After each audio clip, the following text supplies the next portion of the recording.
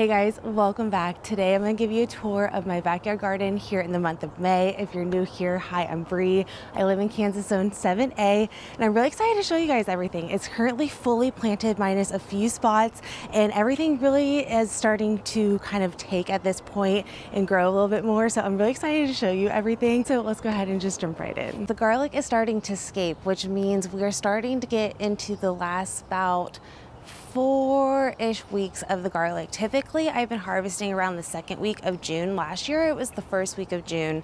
And right now, I'm thinking this will be probably closer to the second week of June because it's really only fully scaping with the Georgian fire. I'm starting to get a few others. So I have 3 different varieties of hardneck. I have chestnut red, Georgian fire, and then I have Italian purple. And then I also have some softneck over here. So this one won't actually scape. Softneck garlic doesn't scape at all. So that's only a hardneck garlic thing, but I am starting to get some really good ones on the Georgian fire that I want to show you. And I want to explain what I will be looking for over the next handful of weeks when it comes to the garlic. I love looking back at old garden tours from years prior, and this garlic this year just looks so much better than previous years, and it's a lot taller than last year's, like all the varieties, because I've grown chestnut now every single year that I've grown garlic. I really like chestnut red. This Georgian fire is one of the varieties that is known to be a bigger variety,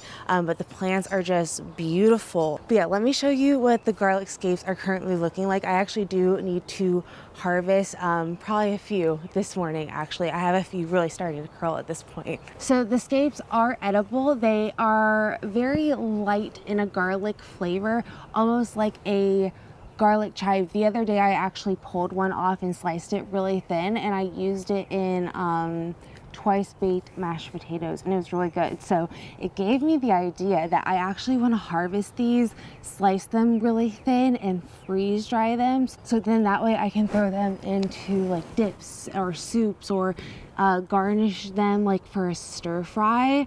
And I think that would be a great way to do them. This is the first year I've ever had a freeze dryer when the scapes have appeared. In previous years I would just blanch them and then throw them in the freezer and take a few out, but I mean, I'm really excited because I could also powder them down and have a garlic scape powder. So yeah, I'm going to harvest a few today, and all I do here is I go to the very base and you can see that snapped really easily. So that is the whole garlic scape there. So I'm really excited to chop them up and try to freeze dry them, honestly. I had that idea and I was like, that sounds so good. So that's the plan for these this year. At least for now. I'll have a few rounds again because not all the scapes are fully appearing. With the soft neck variety, like I mentioned, you do not get a scape with those. This is my first year growing a soft neck variety. So I do need to double check a few things, but I'm sure it's like anything else. So with, oh my gosh, I have to show you this. So I just noticed I have green lacewing eggs chilling right here. I just now started to see a few fly around, but yeah, those are full lacewing eggs. I will show you in a second once I explain this. So when it comes to the garlic, the scapes are kind of the first thing to appear. That's your indicator that your garlic is really going to start dying off. Like mine really started to yellow just a little bit more this week, and I could really tell it wasn't like at its full peak greenness and just height at that point because the scapes are starting to appear. So what I like to do is kind of once half of these bottom leaves turn brown and die off, that's a good indicator that it's probably a good time to pull it, because each one of these leaves represents a papery, it's that papery skin that's wrapped around your garlic. That's what each one of these leaves are. So if you let too many of the leaves die back, you're exposing that clove and it can end up rotting in the ground. So once like half the amount of leaves have died back, that's a good time that I typically pull it. And for me, that's always been around the second week of June. Last year was a little bit earlier, and again, like last year my garlic started to die back a lot earlier, I feel like, and it wasn't as tall. I feel like it was a little bit more brown at this point. But yeah, that's what a garlic scape looks like, and that's what I'll be looking for over the next handful of weeks, which is crazy. We're already at that time with garlic. I love garlic for that. But let me show you these lacewing eggs. All right, there we go. There are the lacewing eggs. So this is a green lacewing egg, and green lacewings also help with aphids. I ended up releasing them in my second year garden, and I've never had to release them again. I always end up finding their eggs somewhere. Yeah, that is what a green lacewing egg looks like. This is a flower stalk, so if I were to leave this would end up producing a flower and seed, but I actually go ahead and harvest these off. So when you go to harvest your garlic scape, you just go all the way down on the garlic plant. It should snap pretty easily, and there you go. So these two beds here are all of my hardneck varieties. This is Italian purple. I also have a row back here of chestnut, but majority of this is all chestnut. And then you can see this is the Georgian fire. You can see just how much bigger the leaves and the plants are. Just they're bigger, they're fuller, they're a little bit taller than everything else. And the Georgian fire was the first to put on scapes, but this might be one of those things this year where I might not harvest all the garlic all at the same time, just depending. I'm gonna just kind of keep an eye on everything. These scapes are appearing when the chestnut really hasn't put on many yet. There's a few in the chestnut, maybe over there, but they're really tiny at this point. There has been a decent amount be put on by the Italian purple. These are chestnut right here, and they already have theirs forming. So within like the next week and a half, all of them will probably be formed at that point. I went and grabbed a jacket because it's a little bit chilly this morning, to be honest. But the strawberry cage. So I actually been leaving this lid open the last few days because out of nowhere, let me put this down gently. I don't want it to slam.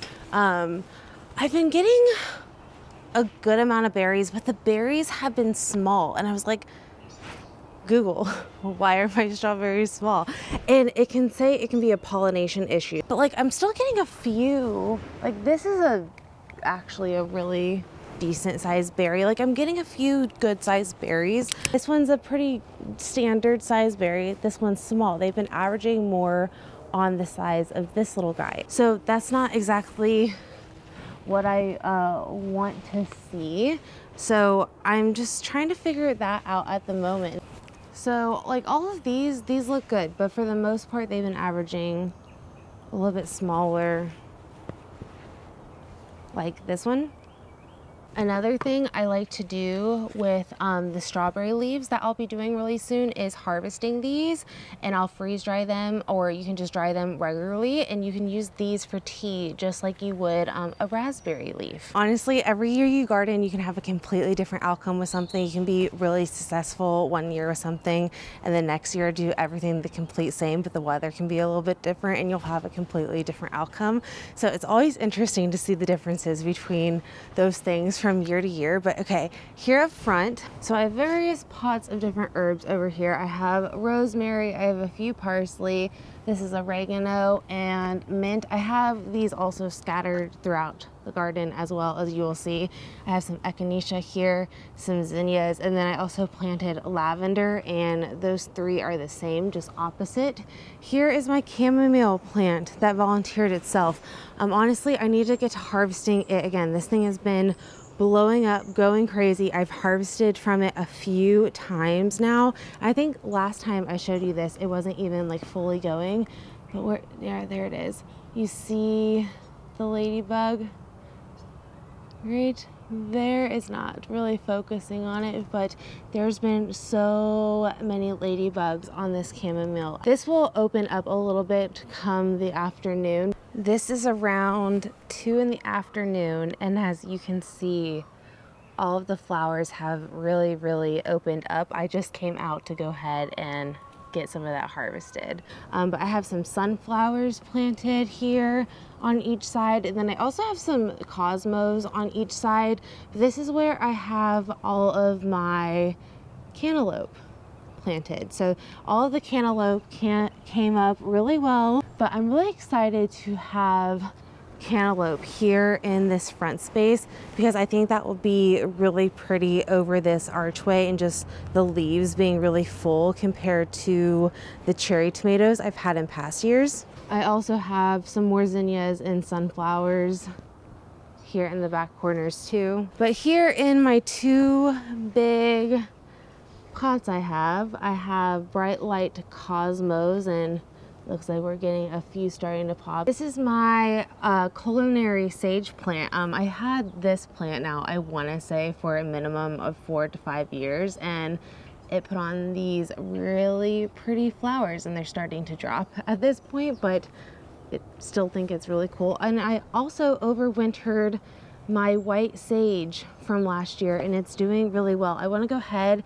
and get this cut and get the new growth going by itself, so I'll probably harvest this here pretty soon as well. But I have some more oregano, mint, and rosemary, like I said, just in pots lined throughout. And then we also have a good amount of carrots over here that are doing really well. We've had some pretty consistent rains over the last few weeks, and I feel like the carrots are really loving it.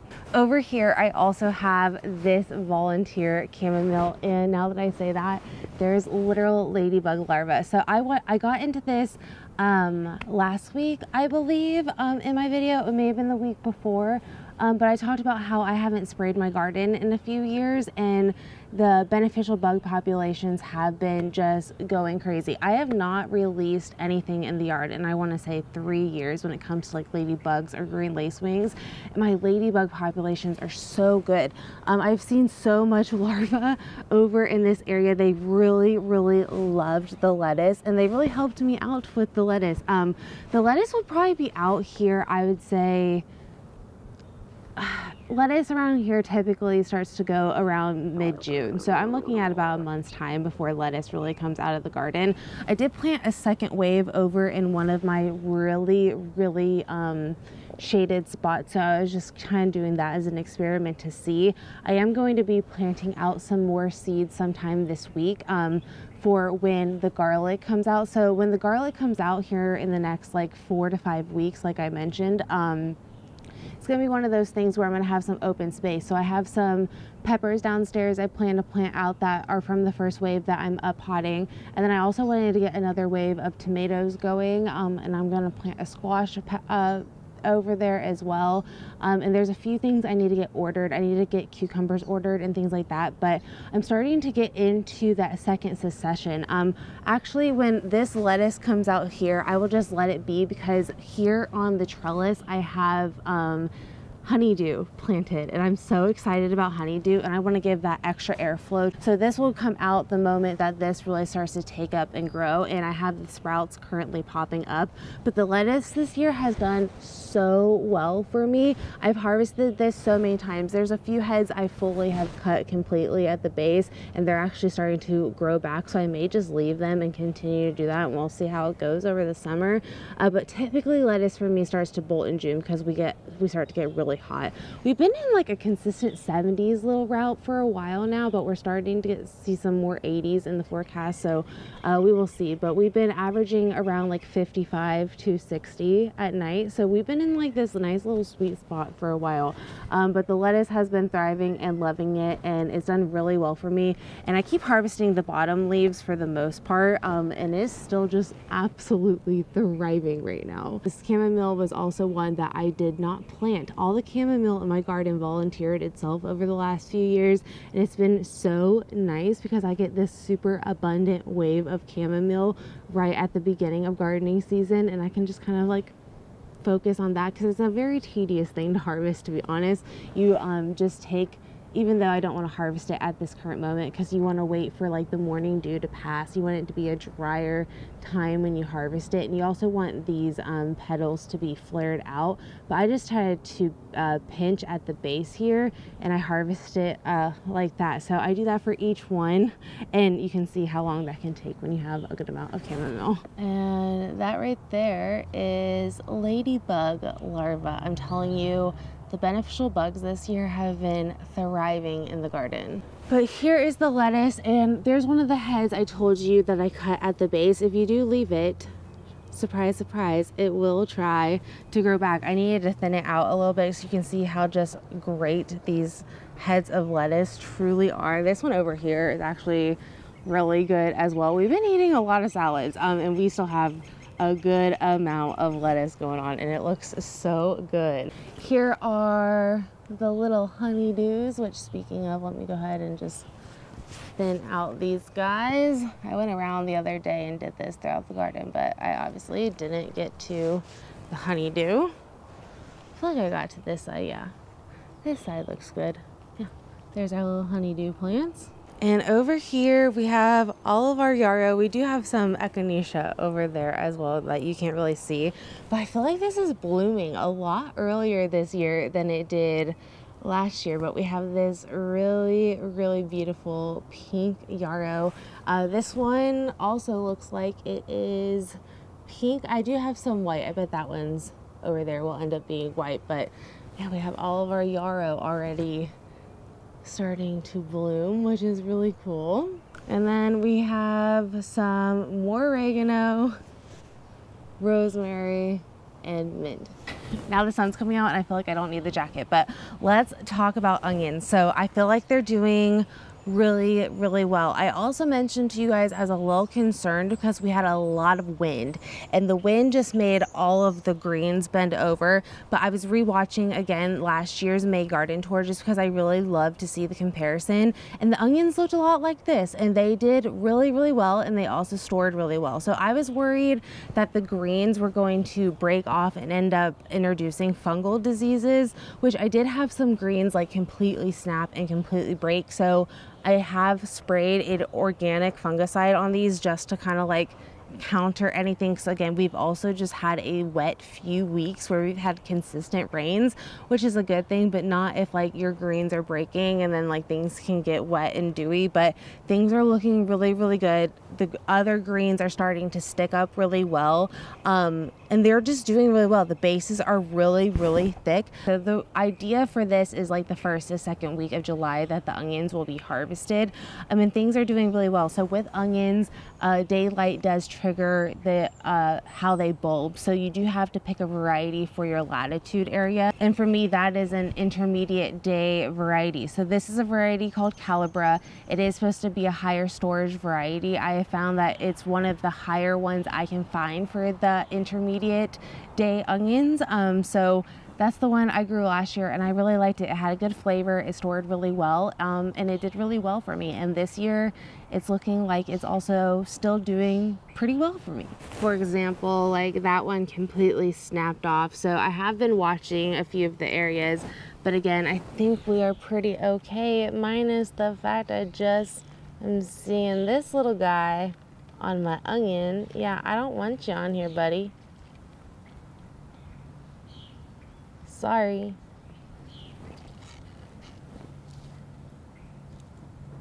I hate when I do that. I hate when they fall and then I can't find them.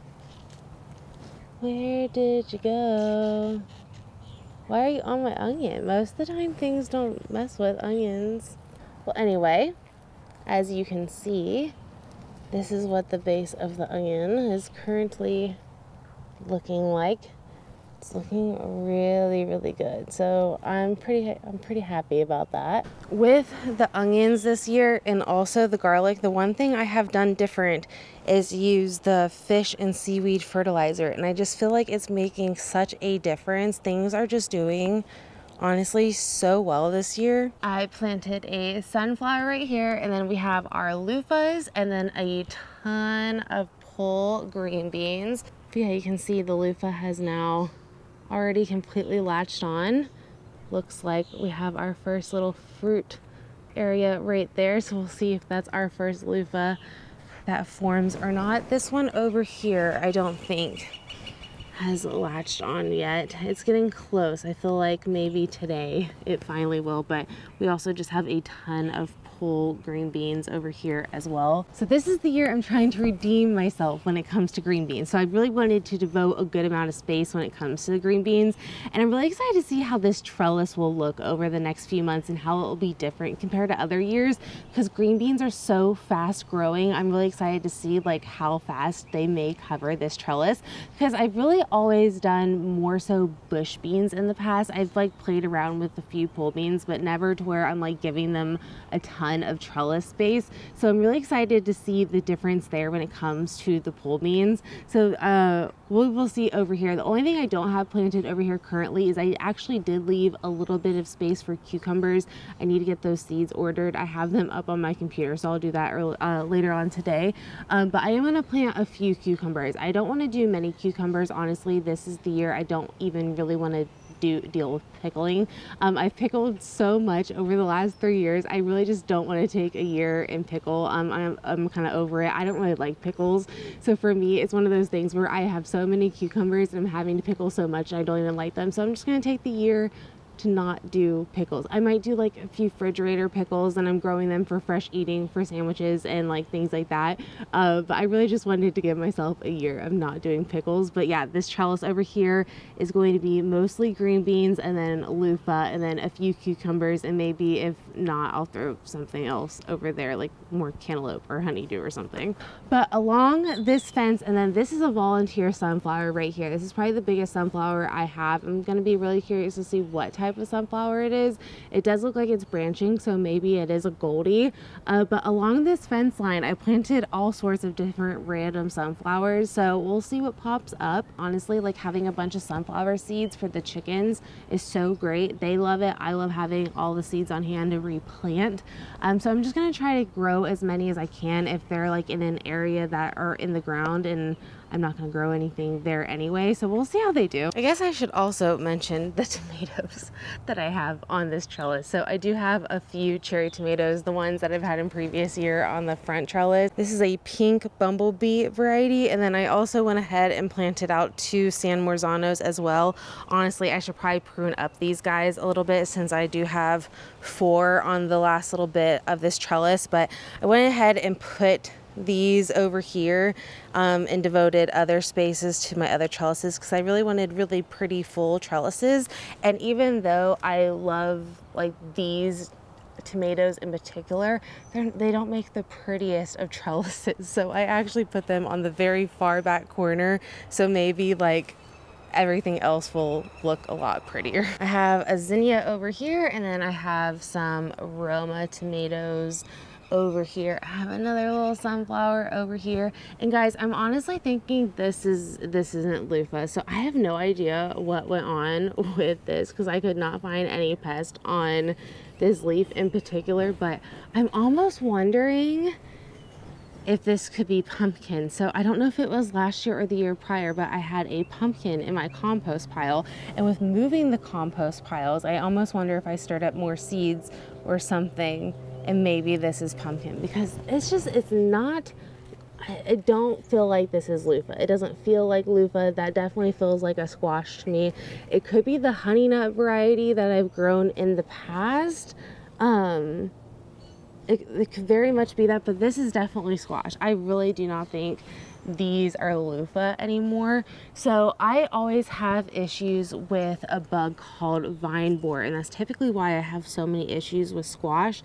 The honey nut that I've grown in the past is vine borer resistant, but if this is the traditional pumpkin that I think it is, because I had a pumpkin multiple years for the chickens, and I'm sure seeds have got stirred up and whatnot. So there's a good chance that this could be a pumpkin. It looks like maybe in a little bit I'll find out exactly once it sets some fruit what it might look like, but I really am pretty sure this is some type of squash. So we're gonna keep an eye on the mystery volunteer plant. I originally thought it was loofah because it really did look just like my loofah starts, but all squash kind of looks the same, and gourds for that instance. But I think volunteer plants are some of my favorites because honestly, you just never really know. I do know, like, obviously that's a sunflower, but I don't know what type of sunflower that is. And now this is some type of squash. And we'll find out what type of squash it is. I am gonna try to fight the vine borer. If it is something vine borer, we'll see, because I would love to have pumpkins, but pumpkins are one of those things I've almost just completely wrote off at this point because of vine borer. Also, along the shed here, I have some jalapenos, and then I also have some hyssop and zinnia over there. So here in these few beds, I have different Roma tomato varieties. I have some basil, and then it's also lined with carrots here. This goes all the way down, and then I also have some snapdragons. So the snapdragons have been doing really, really good ever since I planted them, and they look like they're starting to get some flower stalks and whatnot as well. The birds in the bird baths, honestly, are probably some of my favorite things to watch. It's just so much fun.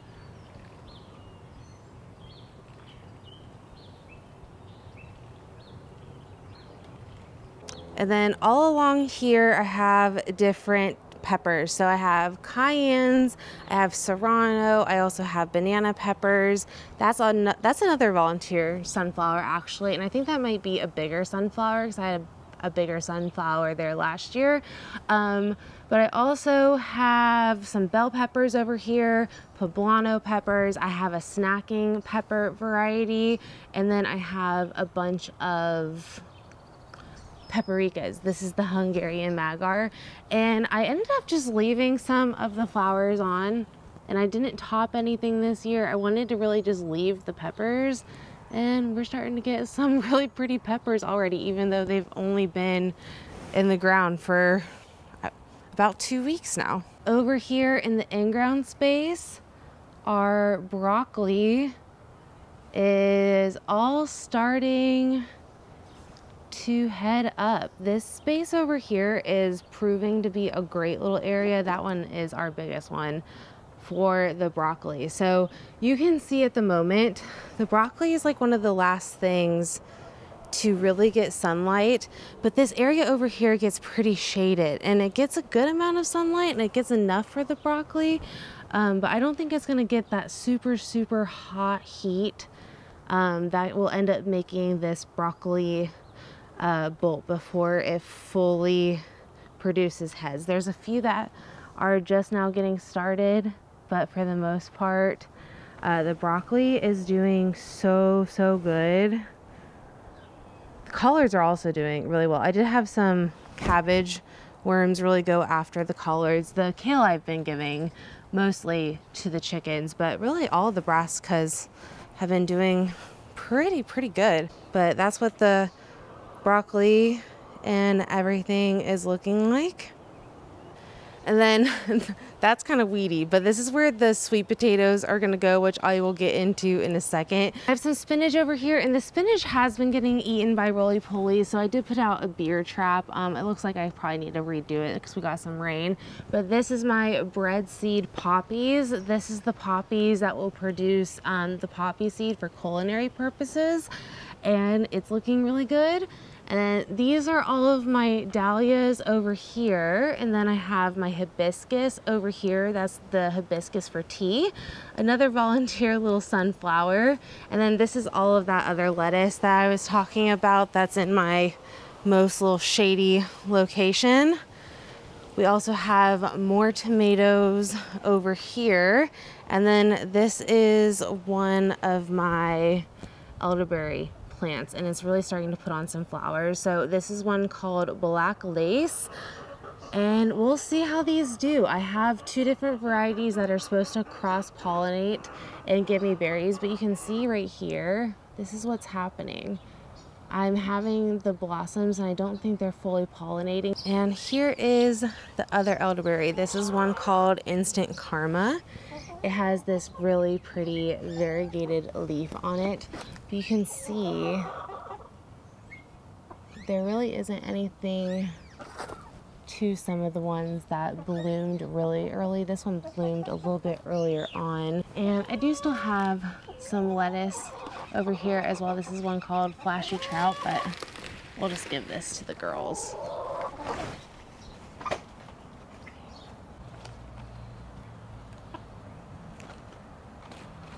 I'm still obsessed with the hanging baskets that I made for the chicken coop. I think they're so cute. One thing I am really needing to do is get the chickens' fence moved around. I haven't let them out in the last few days, and I let them out this morning because if I didn't, they were going to be probably squawking at me the entire time I was trying to film all that. This right here is probably my favorite view of the garden currently. We had to jump down to my seed starting room so I could show you this. I have now officially gotten slips off of my sweet potatoes. It honestly wasn't until I think it was probably like two and a half weeks ago now that these sweet potatoes finally rooted, and then my slips started to really take off. I started to look at sweet potato slips and buying them, and most wouldn't ship until the end of May anyway, so I wasn't giving up hope yet that I could go ahead and make my own sweet potato slips. They take roughly 90 to 120 days to fully grow, so even if I get these in the ground at the end of May, I have plenty of time, so I figured do not give up, keep trying. As of right now, I currently have 6 here in water, and my 2 sweet potatoes are honestly starting to really go crazy. I have 2 more on the plant that's already given me a bunch, and now my bigger sweet potato is really starting to take off. So I believe I'm gonna have plenty of sweet potatoes to actually plant in the ground. That's one reason why the sweet potatoes haven't been planted yet, because I was not giving up hope, because sweet potato slips, if you're buying them, oh my goodness, they are so expensive. I think I looked at buying 20 for $45, which was, I was like, I don't know if I want to do that. So I really did not want to give up hope. Next year, when I go to do this, I will start them so much earlier. I think I even started these, I want to say the first week of February, maybe even into January. And there's all of our little sweet potatoes. Well guys, that is the update for May. Honestly, things have been doing really well, and I'm really excited about how they are going. Honestly, we are just gearing up before peak gardening season. Harvesting will be really getting going soon. I'm only harvesting things every here and there at the moment. And now that things are fully planted, we're kind of just in this little gap before everything really gets going. But I'm really excited that I got to show you everything today. I hope you enjoyed seeing the garden here in the month of May, and I will see you guys all in the next one. Bye.